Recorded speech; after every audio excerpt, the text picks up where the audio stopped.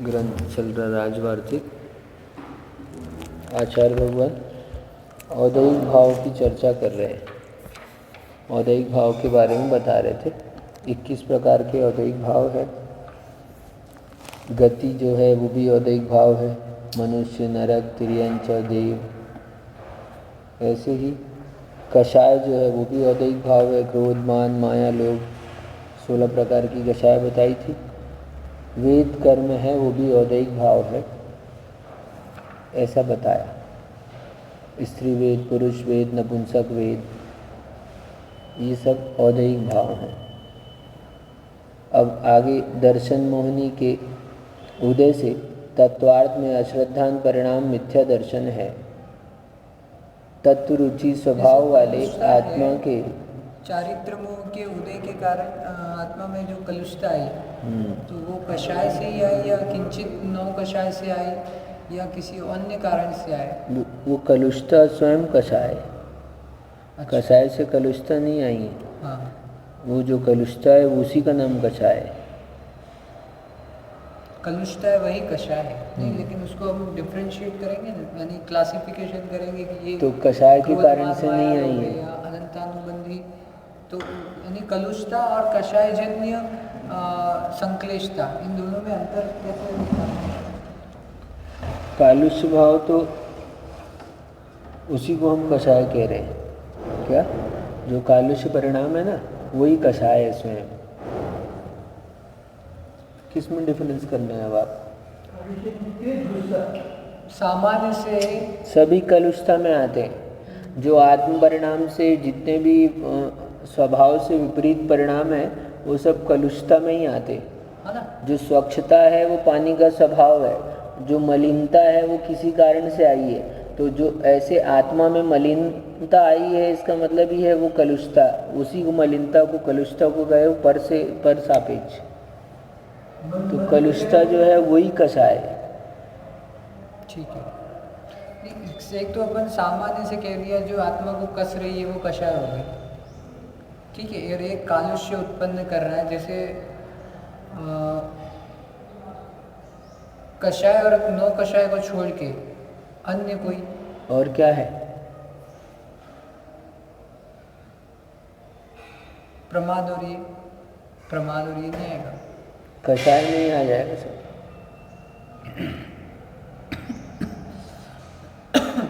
अभी चारित्र मोहनी के ही कारण से है। अभी चारित्र मोह के कारण प्रमाद के नाम गिनाओ। 15 प्रमाद है ना। हाँ, 4 कषाय। उसमें कषाय है कि नहीं? है। तो सब कषाय ही है। अच्छा, फिर अपन और ऐसे अलग अलग फिर देखते हैं तो फिर अलग अलग स्थिति बनती है उसकी। लेकिन जो भी कालुषता है ना, कालुषता का मतलब ही आत्मा से स्वभाव से विपरीत जो भी है वो सब कषाय है।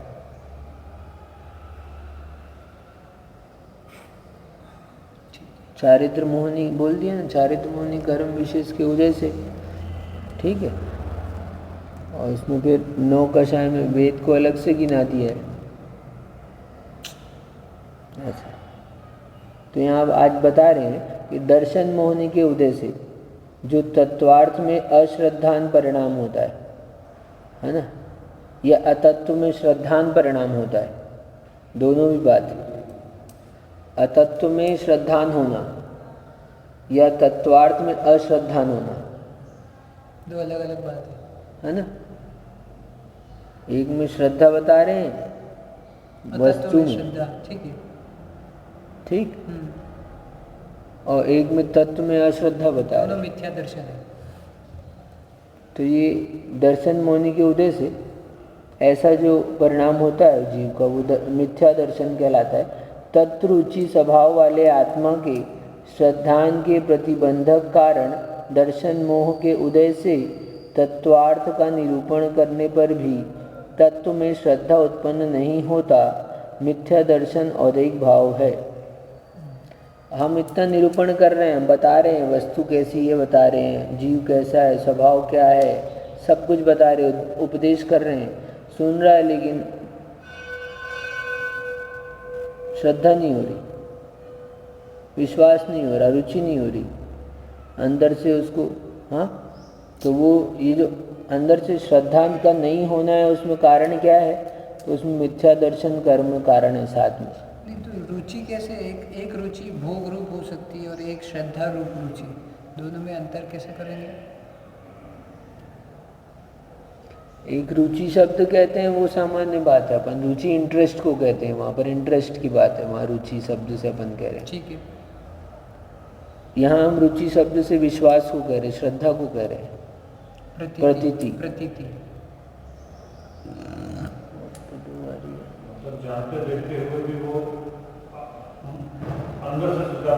स्वीकार नहीं कर रहा है, बस उसको ये देख तो रहा है, समझ भी आ रहा है, लेकिन विश्वास नहीं हो रहा है। क्या स्वयं जान रहा है कि मैं वही हूँ, ऐसा स्वयं देख रहा है वस्तु स्वरूप कैसा है, संसार के पदार्थ हमको कैसे दिख रहे हैं, उसके बाद में भी ऐसा श्रद्धा नहीं हो रहा है। आत्मद्रव्य में विश्वास नहीं है, मेरे अपने अस्तित्व का विश्वास नहीं है।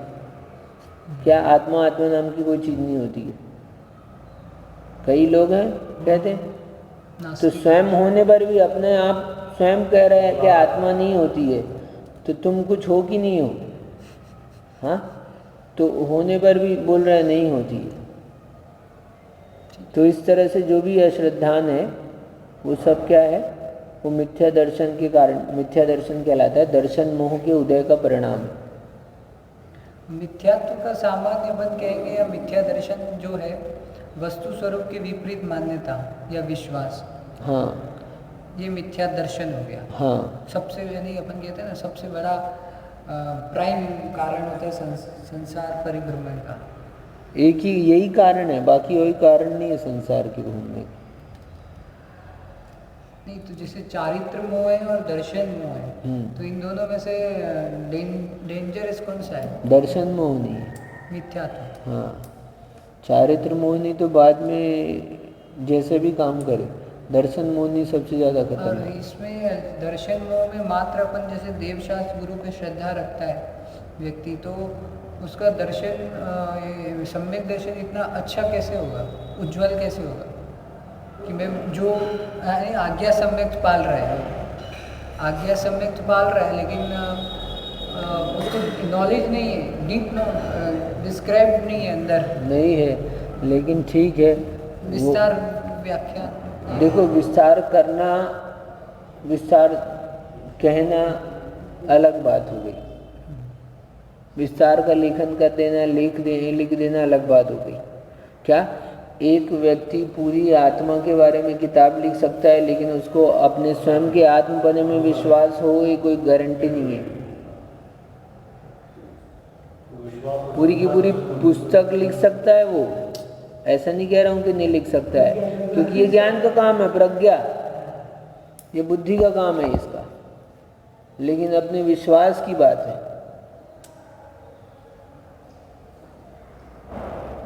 श्रद्धा की बात है। जीवन भर दूसरे को उपदेश देता है, क्या अवम मिथ्या दृष्टि होता है, शास्त्र में लिखा है वैसा उपदेश करेगा, लेकिन अंतरंग से स्वयं में विश्वास नहीं है कि अरे यार ये सही है कि गलत, संशय में उसके जिसको उपदेश देगा उनका मोक्ष हो जाएगा, वो सुन के चले जाएंगे, कल्याण हो जाएगा उनका, ऐसा है।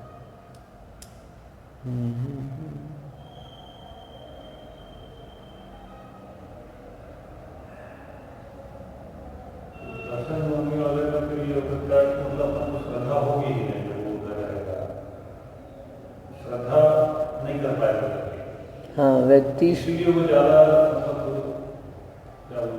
खतरनाक है, यानी वो संसार का कारण है, वो हर समय अनंत संसार का बंद कर रहा है ना वो। हाँ, हर समय अनंत संसार का बंद कर रहा है वो। तो दर्शन मोहिनी के उदय से तत्व में अश्रद्धानुरूप परिणाम होते हैं। अब कहते हैं ज्ञानावरणी के उदय से अज्ञान होता है। औदैहिक भाव में 21 भाव में चर्चा चल रही थी, तो अब अज्ञान भाव को भी कह रहे हैं यहाँ पर। यहाँ ज्ञानावरणी के उदय से अज्ञान होता है। जैसे प्रकाशमान सूर्य का तेज सघन मेघों द्वारा तिरोहित हो जाने पर अभिव्यक्त नहीं होता, उसी प्रकार ज्ञानावरणी कर्म के उदय से ज्ञान स्वभाव आत्मा की ज्ञान गुण की अनभिव्यक्ति अप्रकटता होती है, वह अज्ञान है। जैसे सूर्य है, सूर्य के सामने बादल आ जाते हैं तो सूर्य दिखता है क्या? नहीं दिखता है। सूर्य में ज्ञान तो, सूर्य में तेज तो है, स्वभाव से ही है, लेकिन फिर भी क्या हो गया, बादल आ गए, इसलिए नहीं दिख रहा है ना। ऐसे आत्मा ज्ञान स्वभावी है, ऐसा कोई समय नहीं होता जब वो ज्ञान से भिन्न हो। हमेशा ज्ञान स्वभावी होने पर भी ज्ञान में आवरण आ गया है। ठीक है। तो आवरण जो आया है, उस आवरण के कारण से जो ज्ञान प्रकट नहीं हो रहा है वो अज्ञान भाव है। जिस ज्ञान की अनभिव्यक्ति है, कुछ ज्ञान तो अभिव्यक्त है ही, ऐसा नहीं कि अभिव्यक्त नहीं हो, है ना। नहीं, कुछ अभिव्यक्त है, बाकी अब अनभिव्यक्त है, क्योंकि जीव है तो जीव ज्ञान से साथ होता है हमेशा, और ऐसा कभी नहीं होता कि पूरा के पूरे ज्ञान पे आवरण आ जाए। कुछ न कुछ ज्ञान तो उसका प्रकट एक इंद्रिय में है, तो एक इंद्रिय संबंधी ज्ञान उसका थोड़ा सा किंचित प्रकट है, लेकिन ऐसा नहीं होगा कि पूरा ही आवरण आ जाए, आत्मा में पूरा ही कर्मों का आवरण आ जाए, पूरा ज्ञान उसका ढक जाए, ऐसा कभी नहीं होता। यदि पूरा ज्ञान ही ढक जाएगा तो जीव अनुभव किसका लेगा, पता कैसे चलेगा, और उसको भी अन्य का ज्ञान नहीं होगा और जीव जड़ हो जाएगा। जैसे ये ज्ञान से रहित होगी, वैसे वो ज्ञान से रहित हो जाएगा। ठीक है। तो इसलिए ज्ञान पे, तो ज्ञानावरणी कर्म के उदय के कारण से जो ज्ञान अनभिव्यक्त है वो अप्रकटता होने से वो अज्ञान कहलाता है। वह अज्ञान है और वह अज्ञान भाव ज्ञानावरण कर्म के उदय से होता है, इसलिए औदैहिक है। जैसे जो एक इंद्रिय के रसना, घ्राण, चक्षु और श्रोत इंद्रियावरण के सर्वघाती स्पर्धकों का उदय होने से रस, गंध, शब्द, रूप का अज्ञान रहता है, वह औदैहिक अज्ञान है। कहा, एक इंद्रिय वाला आप रसगुल्ला खिलाओगे तो स्वाद बता देगा आपको, हाँ। पेड़ को खिलाओगे तो नहीं बताएगा स्वाद।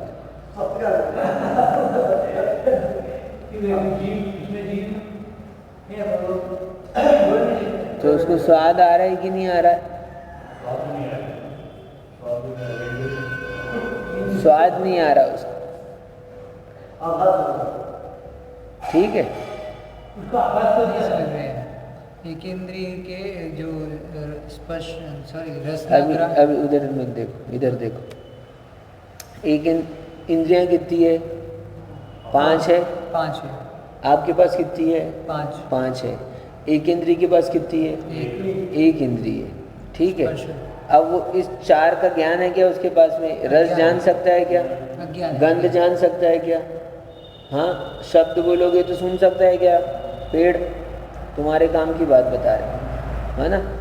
पेड़ शब्द नहीं सुन सकते, हाँ, सुनेगा नहीं शब्द, ये बात है ना, ठीक है। तो ऐसे चारों इंद्रिय का उसके पास क्या है? अज्ञान है।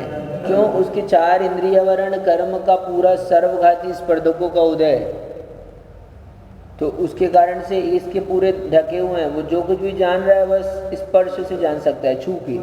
हम जो शब्द कहते हैं उसके पास में वो शब्दों की वेव्स स्पर्शित होती है उससे, वो प्रभावित करती है उसको,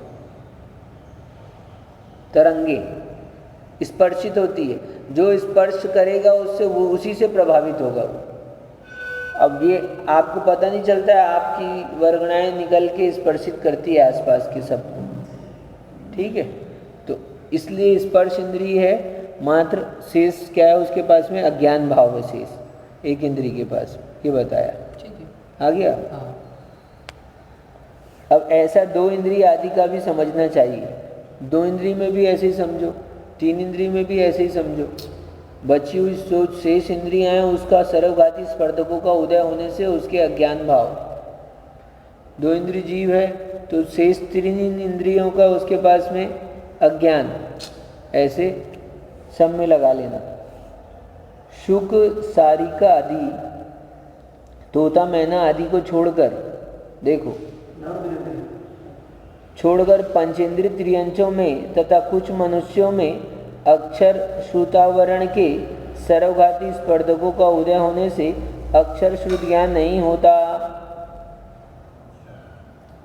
शुक, सारिका, तोता, मैना आदि को छोड़कर जो पंचेंद्रिय होते हैं, तोता, मैना आदि जो है ना, उनके पास में शब्द को जानने का ज्ञान होता है।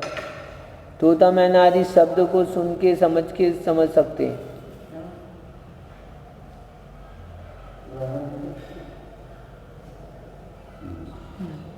कुछ में अक्षर श्रुतावरण के सर्वघाती स्पर्धकों का उदय होने पर अक्षर शुद्ध ज्ञान नहीं होता। ठीक है, अक्षर शुद्ध ज्ञानावरण का उनका उदय है तो उनको अक्षर ज्ञान नहीं होगा, शुद्ध ज्ञान नहीं होगा। पंचेंद्रिय है लेकिन अक्षर श्रुतावरण का उपशम नहीं होने से उनको अक्षर शुद्ध ज्ञान नहीं होगा। अक्षर नहीं, सब मनुष्य भी होते हैं कुछ जो कुछ समझते नहीं है। ठीक है, देखा है, कई मनुष्य होते हैं बचपन से रहते हैं या फिर बाद में हो जाते हैं। बाद में भी संभव है क्या? बचपन से ना हो, बाद में भी ऐसा संभव है। अब उनको कुछ बात समझ नहीं आती। अपन देखते हैं कोमा में चला जाता है आदमी, एब्सेंस ऑफ माइंड, ठीक, कॉन्शियसनेस, तो उसको समझ नहीं आता कुछ भी। तो पंचेंद्रिय त्रियंचों में कुछ मनुष्यों में अक्षर श्रुतावरण के सर्वघाती स्पर्धकों का उदय होने से अक्षर शुद्ध ज्ञान नहीं होता। वह अक्षर शुद्ध ज्ञान औदैहिक है। नो इंद्रिय वर्ण कर्म के सर्वघाती स्पर्धकों का उदय होने पर जीव हिताहित की परीक्षा करने में असमर्थ होता है। असमर्थ होता है। कब नहीं कर सकता? नो इंद्रिय वर्ण कर्म का, मन का नहीं है ना, मन के ऊपर आवरण है, तो अब हित और अहित क्या समझेगा वो? ठीक, अपन देखो 4 इंद्रिय तक के जीव को कोई उपदेश हमारा काम नहीं करेगा। मिथ्या नियम से मिथ्या दृष्टि है, मिथ्या दृष्टि है नियम से। और अपन, ये अलग बात है कि वो अपने कार्य के लिए चींटी अपनी पानी से रक्षा कर ले, पानी से समझ में आ जाता है, उसको अलग हो जाती है, वो हित नहीं हुआ।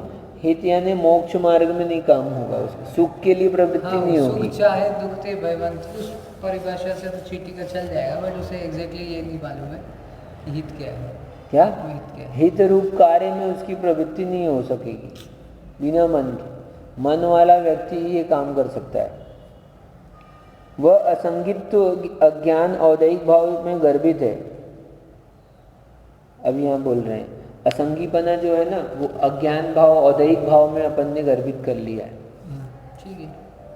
इसी प्रकार, क्योंकि पीछे वो प्रश्न कर दिया था आपको, यजान है छावसंगिक भाव पढ़े थे, संगीत, और उसका प्रश्न आया था कि सम्यक मिथ्यात्व को, है ना, ठीक है, छावसंगिक भाव में उसमें अलग से क्यों नहीं कहा? ठीक है, तो उत्तर दिया था। क्या उत्तर था? चलो ध्यान नहीं है, बाद में देख लिया, ठीक है। तो असंगित अज्ञान औदैहिक भाव में गर्भित है। इसी प्रकार अवधि ज्ञानावरण, मना पर्या ज्ञानावरण और केवल ज्ञानावरण के उदय से होने वाला अज्ञान औदैहिक कहलाता है। क्या कह रहे हैं? इसी प्रकार अवधि ज्ञानावरण, मना पर्या ज्ञानावरण, केवल ज्ञान के उदय से होने वाला अज्ञान औदैहिक कहलाता है। आप भूत का जान सकते हो अवधि से, अवधि ज्ञान से। आप नहीं जान सकते तो आपके अवधि ज्ञानावरण का उदय है पूर्ण। मना पर्या ज्ञान, हमारे मन में क्या चल रहा है, क्यों बबलू भैया? जान लेते हो आप, तो नहीं जान सकते हो तो आपके मना पर्या ज्ञानावरण कर्म का उदय है। ठीक, तो ऐसे। और केवल ज्ञान है आप लोगों के पास में? केवल ज्ञान है, केवल ज्ञान नहीं, केवल ज्ञान।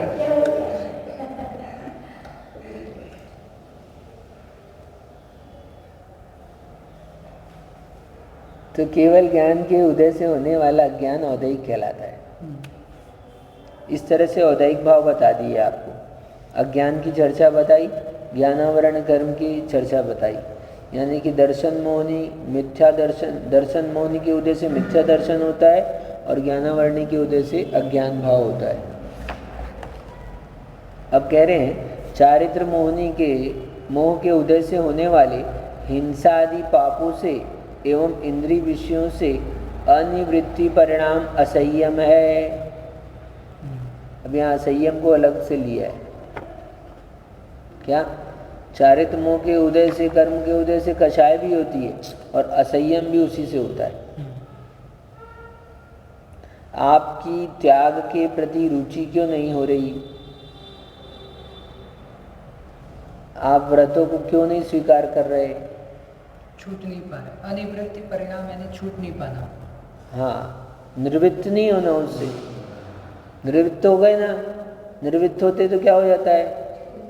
तो चारित्र मोह का ये हो गया, उपशम कर लिया। किसके? यानी उससे ये हो गया अपन, यानी असंयम से संयम में आ रहे हैं, तो चारित्र मोह का उपशम किया अपन ने। हाँ, चारित्र मोह का उपशम कौन से? कौन से? चारित्र मोह नहीं का, अरे अभी तो पढ़ा था सर। ठीक है, चलो जाने पढ़ाई सही होगी। तो अर्थात चारित्र मोह के उदय से होने वाले हिंसादि पापों से एवं इंद्रिय विषयों से अनिवृत्ति परिणाम असंयम है। हाँ, ठीक है। वृत्ति होना, वृत्ति का ना होना, ठीक है। निर्वृत्त होना, वृत्ति का ना होना निर्वृत्त होना है। निर्वृत्ति का ना होना अनिवृत्ति है। ठीक है। क्या है? ये दो उपसर्ग लगे हुए हैं इसमें। सेवानिवृत्त। पहले निर्वृत्त शब्द जो बना है वही उपसर्ग पूर्वक बना है, छूटने के अर्थ में निवृत्ति, है ना। अब निर्वृत्त का नहीं होना तो प्रवृत्त हो रहा है, तो उसी को हम अनिर्वृत्त कह रहे हैं। अच्छा बनाए, सही, ठीक है। तो अनिर्वृत्ति परिणाम असंयम है। ऐसे बना सकते हैं, निर्मल अनिर्मल। हाँ, चलेगा ऐसे? हाँ, क्यों नहीं चलेगा? नीरज अनीरज बनाते ही हैं कितना। ये तो बना हुआ है, साक्षात दिख रहा है। ये सब प्रयोग किए जाते हैं। अरे हमको जैसा प्रयोग करना है ऐसा करते हैं। क्या ये है कथन शैली? यहाँ भी साहित्यकार है, हमें पता ही नहीं है। अपने बीच भी साहित्यकार रहते हैं। आप तो साहित्य लिखते हो कि नहीं लिखते? मास्टरी है इनकी तो। हमने आज 10 साल में आज तक जितना नहीं लिखा उतना ये हमारे साथ में, जब से मैं देख रहा हूँ उतना लिख चुके हैं ये। क्या 12 साल में हमने आज तक 12 साल में लिखने का हमारे पास काम ही नहीं, लिखते ही नहीं हम। आप लगते हैं ना, हमारी क्षमता नहीं है लिखने की। लखने वाले हैं हम भी, धीरे धीरे अब लखने वाले में जा रहे हैं। हमारी पता नहीं क्यों। करोड़ों पेज लिख लो और लग लो।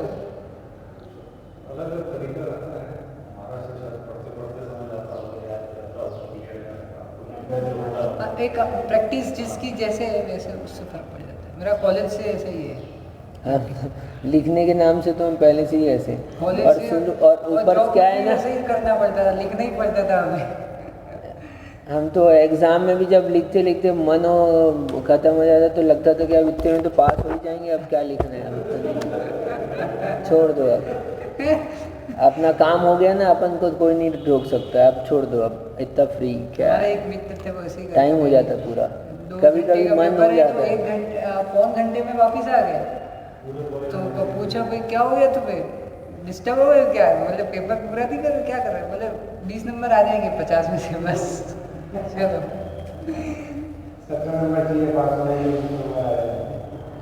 नहीं, पूरा टाइम लग जाता था तो अब कुछ छूट भी जाते, बहुत लिखना भी पड़ता था। कॉलेज में तो बहुत लिखते थे, एक्स्ट्रा लिखते। हाथ ऐसा आखिरी में ऐसा हाथ ऐसे जो ना अक्षर नहीं बनने, ऐसे पेन रुक जाता, समझ लो ऐसा इतना। 3 घंटे लगातार लिख रहे हैं तो होता था ऐसा। ऐसा भी बस ठीक है। लेकिन फिर क्या हुआ, फिर हमको एक महाराज ने प्रेरणा दी, खैर को दूसरी कहानी कभी बताएंगे। हम पहले चालू की लिखना, तो फिर लिखना चाहिए, सही है, लिखना चाहिए, अच्छा है, लिखने से लिखने अच्छा होता है, मस्तिष्क का प्रयोग होता है, लिखना चाहिए, हम भी ये मानते हैं, हम तो कहते भी हैं लिखो लिखो। हम लिखना चाहिए। अब हम लिखने से लखने पे आने वाले हैं। 4 महीने देखो यहाँ शांति है, कुछ काम नहीं, टेंशन है नहीं कुछ। तो ये अर्थात चारित्र मोह के सर्वघाती स्पर्धकों का उदय होने से प्राणीघात, असत्य भाषण आदि पापों में तथा पंचेंद्रियों के विषयों में द्वेष एवं अभिलाषा रूप परिणाम की निवृत्ति नहीं होना।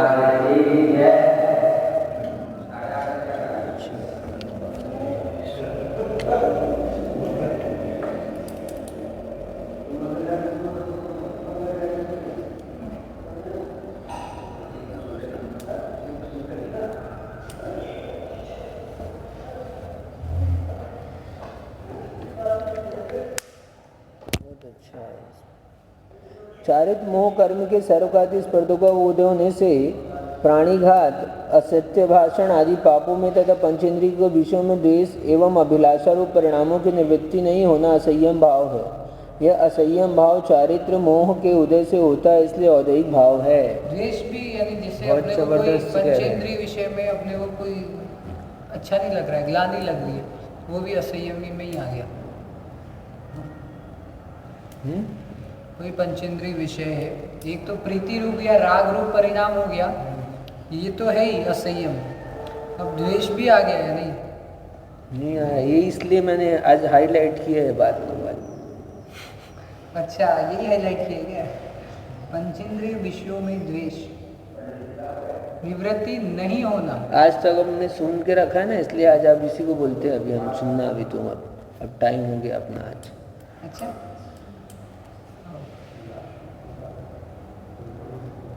ठीक है। चारित्र मोहिनी का बताया, ठीक है, सर्वघाती स्पर्धकों का उदय होने से, ठीक है, प्राणीघात, सत्य भाषण आदि, आज ठीक है।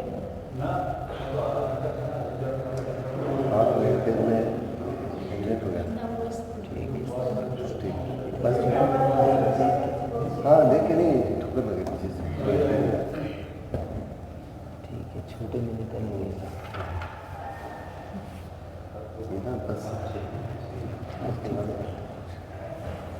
ठीक है, तो इस तरह अपन ने अभी और चलेगा, अभी और देख भाव, अभी तो इसमें प्रश्न उत्तर जब चालू रहेंगे तब मज़ा आने वाला है अभी इसमें, ठीक है। बहुत अच्छा प्रश्न उत्तर और समाधान इसमें अभी चलेगा, 2-3 दिन जैसा भी चलेगा। तो अभी यहाँ पर चारित्र मुनि के अज्ञान दर्शन मुनि मिथ्यात्व की आज अपन ने चर्चा की यहाँ पर। नमो रियंताणम, नमो सिद्धाणम, नमो हरियाणम, नमो वच्छायाणम, नमो देव सर्वसाहुणम।